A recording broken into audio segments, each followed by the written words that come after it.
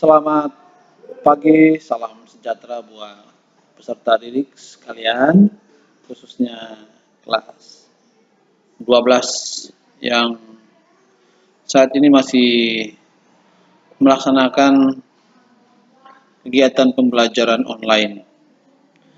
Semoga kita tetap menjaga kesehatan, jaga jarak, atau physical distancing maupun social distancing. Selalu menggunakan masker ketika Anda bepergian maupun di rumah. Tak lupa mencuci tangan maupun membawa hand sanitizer. Sebelum kita memulai kegiatan pembelajaran di semester genap tahun pelajaran 2020-2021, sekali lagi saya mengucapkan selamat Natal dan Tahun Baru 2021 bagi saudara-saudaraku atau peserta didik yang merayakan. Salam juga buat orang tua kalian, tetap jaga kesehatan. Baik, untuk kelas 12 kita sebentar lagi kita akan melaksanakan PAS maupun akan melaksanakan ujian sekolah, USP, ujian satuan pendidikan. Karena kita tidak ada UNBK lagi di tahun ini, jadi tetap akan ada ujian satuan pendidikan. Nah, ujian satuan pendidikan ini akan dilaksanakan di bulan Maret. Semoga kegiatan pembelajaran online ini membantu Anda sehingga tercapai tujuan daripada pembelajaran itu sendiri. Baik, materi kita pada semester genap, yaitu kita lanjut pada bab 4, perkembangan persatuan dan kesatuan dalam pertahanan Negara Kesatuan Republik Indonesia. Nah, yang kita bahas pada kali ini adalah kesatuan wilayah Indonesia. Kita tahu bahwa wilayah negara Indonesia ini terdiri dari pulau-pulau tersebar dari Sabang sampai Merauke, yang hampir 70% wilayah negara Republik Indonesia ini adalah wilayah perairan. Kalau perairan mulai dari laut, rawa, danau, sungai, itu kategori adalah perairan. Dan adalah wilayah berikutnya adalah daratan,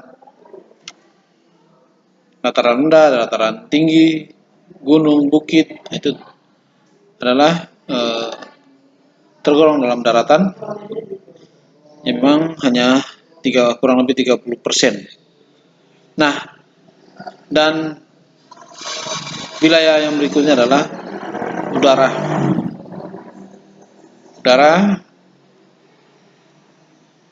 Di mana wilayah teritorial Indonesia, disitulah wilayah udara Indonesia. Makna wilayah kesatuan Indonesia dalam berbagai bidang yang kita pelajari pada poin A, yaitu makna wilayah kesatuan Indonesia dalam berbagai bidang, pentingnya persatuan dan kesatuan dalam mempertahankan keutuhan wilayah NKRI, landasan hukum persatuan dan kesatuan bangsa. Nah, pada bab 2, pada sub pembahasan yang kedua di bab 4, yaitu dinamika persatuan dan kesatuan, yaitu tahap pembinaan persatuan dan kesatuan bangsa, persatuan dan kesatuan setelah proklamasi kemerdekaan, ancaman persatuan dan kesatuan dalam berbagai bidang, strategi menghadapi ancaman terhadap persatuan dan kesatuan.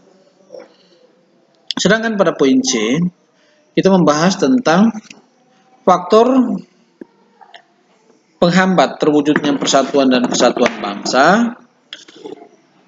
Yang kedua adalah faktor pendorong persatuan dan kesatuan bangsa Indonesia. Yang ketiga, prinsip-prinsip persatuan dan kesatuan. Serta yang keempat adalah penerapan prinsip-prinsip persatuan dan kesatuan dalam kehidupan berbangsa dan bernegara. Nah, itu adalah pokok bahasan yang akan kita pelajari pada bab 4.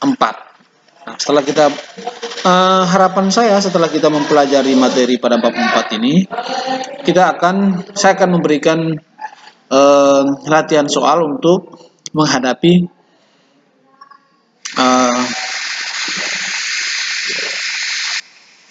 ujian satuan pendidikan USP itu. Sebenarnya ada buku nanti, mudah-mudahan ada buku nanti kita share kepada kalian ataupun kalian datang sekolah untuk ada yang membeli supaya menjadi pengetahuan buat kalian lah.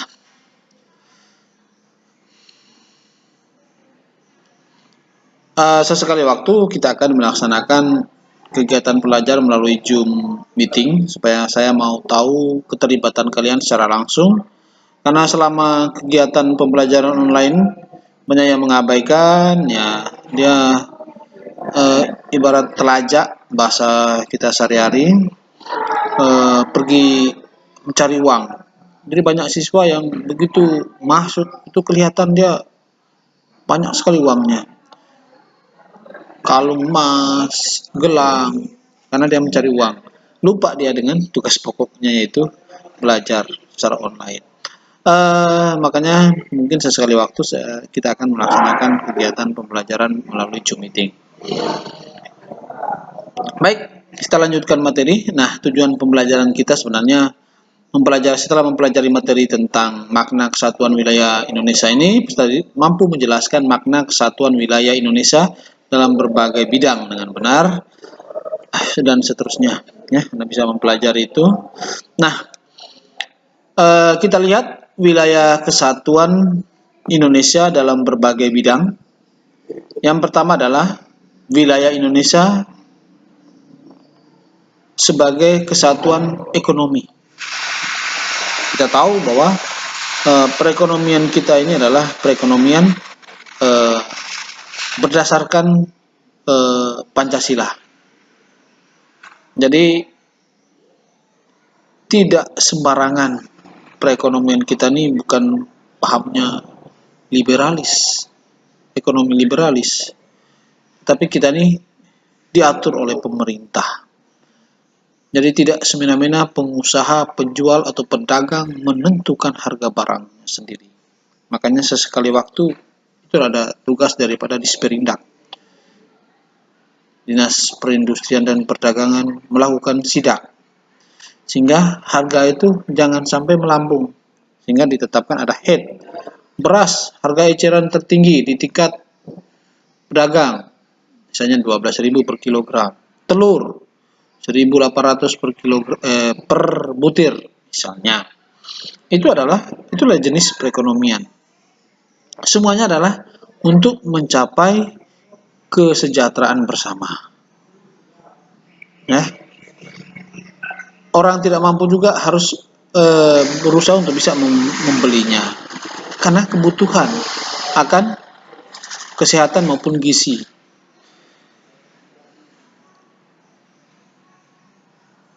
Di sisi lain, ada BPOM, Badan Pengawas Obat dan Minuman, supaya barang yang dijual itu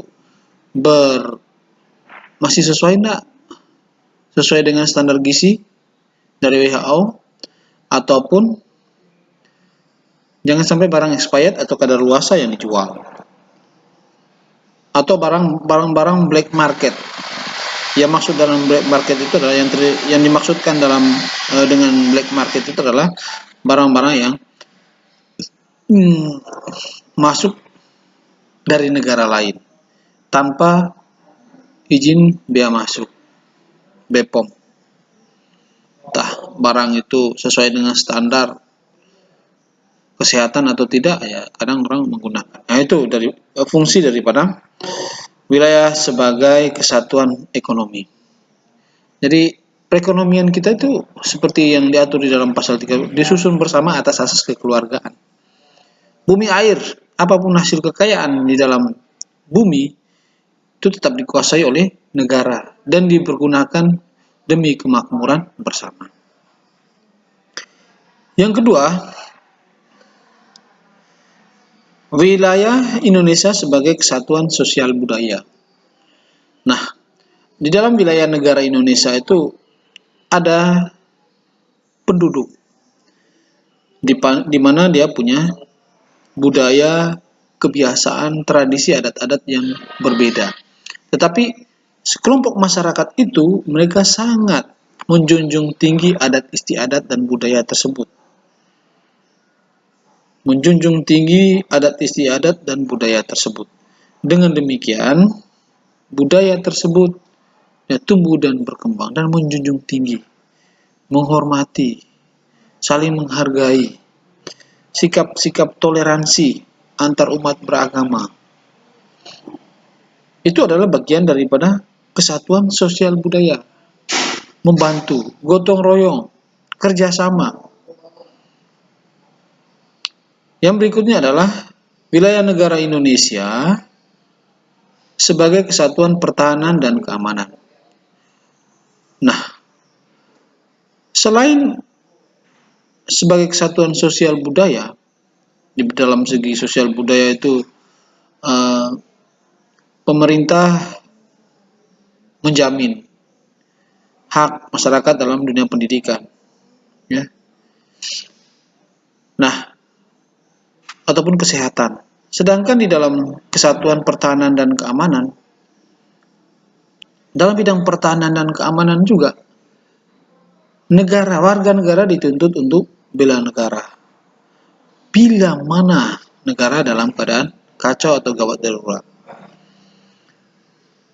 Setiap warga negara berhak dan wajib ikut serta dalam usaha pembelaan negara. Nah, itulah dalam bidang pertahanan dan keamanan.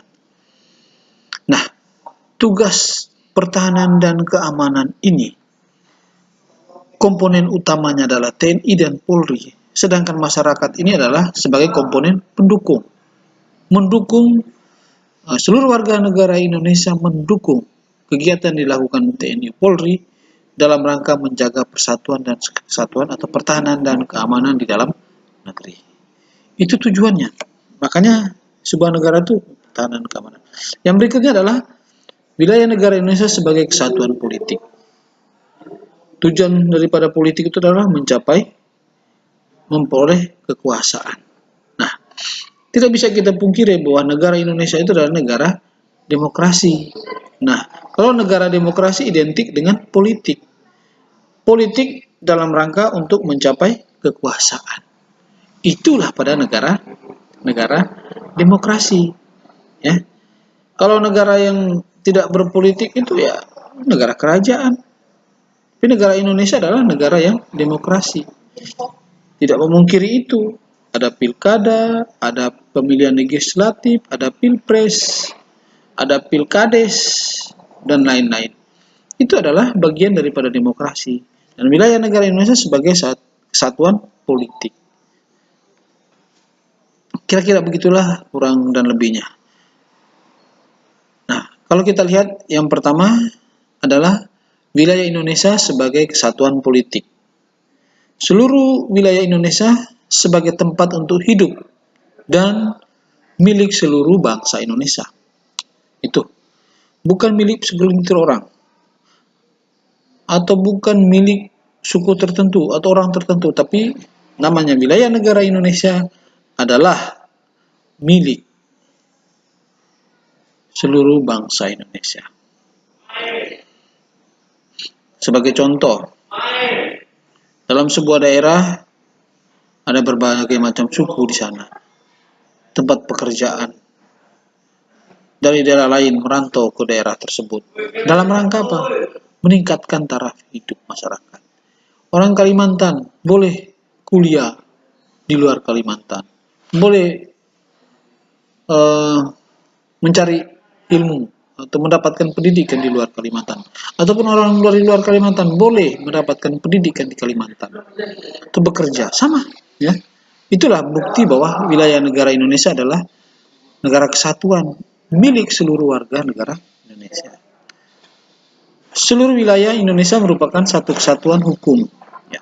Selagi di Indonesia hukum yang ada di Sintang, Pontianak, ataupun di Jawa, di Sumatera, Sulawesi, NTT, atau di provinsi lain tetap sama. Ada kesatuan.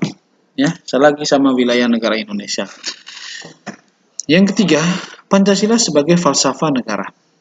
Dimanapun kau berada, Pancasila itu sebagai falsafah, sebagai dasar kamu untuk berpijak.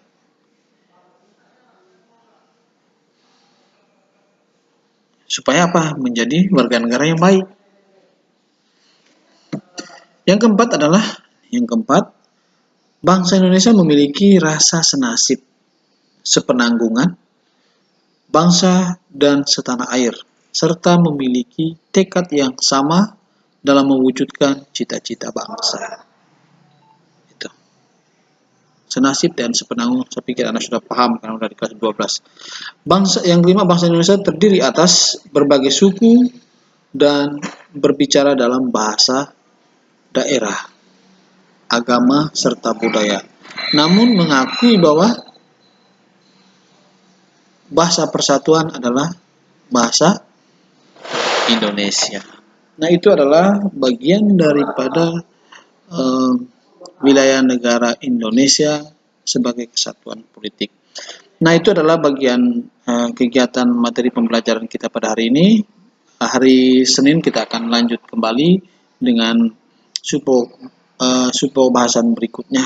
Semoga video pembelajaran ini bermanfaat buat Anda sekalian untuk mempersiapkan diri dalam rangka mengikuti ujian satuan pendidikan. Sekian dan terima kasih.